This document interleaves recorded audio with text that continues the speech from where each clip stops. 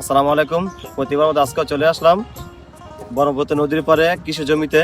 এখানকার কৃষকদের সাথে কথা বলে দেখবো তাদের আয় এবং ব্যয় কিরকম হয়, কারণ তারা এখানে প্রতি বছর নেয় দেখে শস্য ফলায়। এই শস্য তাদের আয় এবং ব্যয় সম্পূর্ণ তথ্য আপনাদের সামনে আজকে তুলে ধরবো।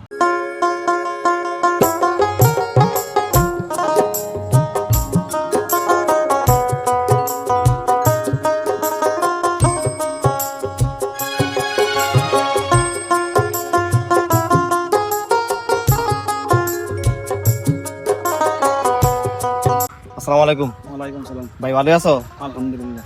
এখানে কি রোপণ করছো ভাই? এটা ভাই করলা চাষ করছি। করলা চাষ করছো? এটা কতদিন হয়েছে বয়স? বয়স যত 28 দিন। 22 দিন। এটা ফলন কতদিন সময় লাগবে? এটা 2.5 মাস ফলন নাই। আড়াই মাসে একটা ফলন বেচার যোগ্য যাবো। বড় ফলন নাম ইনশাআল্লাহ। আচ্ছা, এই নেটটা দেওয়া কারণটা কি ভাই? এই নেটটা লাগানো করে এই নেট দিয়ে গাছটা ভাই কাজটা যাতে মাটি বেঁধে না পড়ে। মাটি মাঝে না পড়ে। এই যে কাগজটা কাজ হলো মালচিং। মালচিং বলে এটা কি কাজে উপকার? এটা মনে করেন যে যাবতীয় সার পানি যাবতীয় যা সব কিছু দরকার এটার ভিতরে।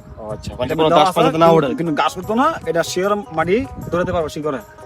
মানে চাপ খাবে না সেচ দিলে।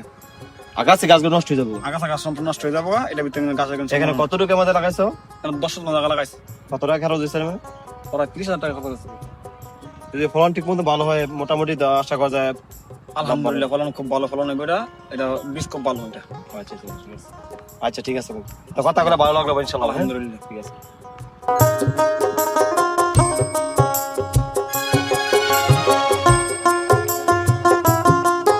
না নিতে পারলাম, এটার মধ্যে আবার মুলাম বসাবো। এটা উড়ে আমরা মুলাম বসাই দিবেন। ও এটা থাকতোই। এই জাহারা একটু মুলাম বসাইবেন। ও এই বাগুন হাফটা 15 দিনের মধ্যে মুলামের কিছু বয়লাম।